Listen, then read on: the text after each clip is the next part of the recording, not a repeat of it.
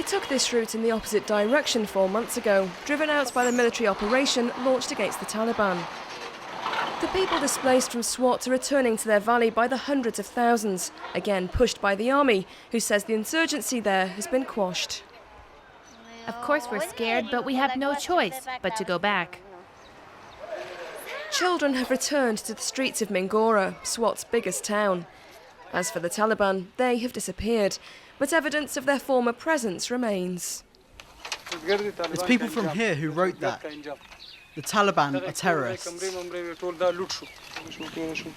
This man explains to us that the residents of this house were held captive by the Taliban.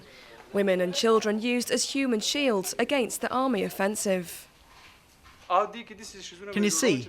They use parts of mobile phones to make their bombs. While the local population can only think of removing the marks left by the Taliban's occupation, the military is keen to show off its victories. Large quantities of weapons and bodies they claim were Taliban fighters. In the past few weeks, the army has also allegedly captured several of the most senior leaders of the insurgency, notably their spokesman in Swat, Muslim Khan. In control of Taliban. We met him on his land several months ago. They must be in Swat, and they have to change the system, and we are going to implement the Sharia to get our aims.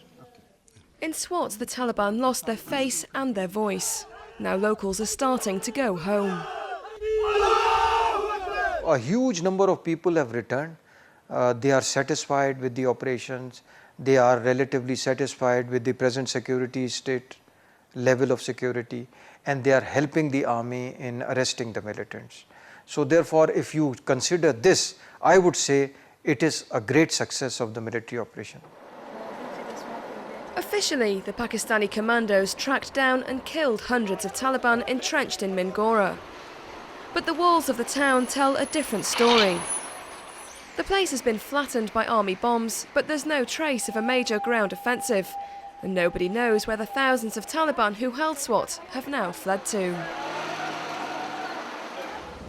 These operations took place well away from journalists, intentionally kept at arm's length from the fighting.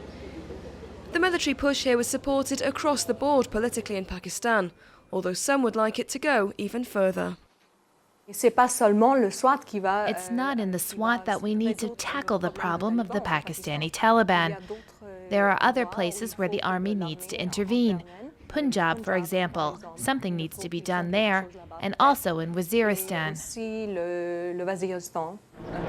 The Pakistani Central Command partially acknowledges this. The real war against the Taliban isn't in Swat, but in Waziristan, on the border with Afghanistan. It's from this region that insurgents are commanded by their new leader, Hakimullah Masood.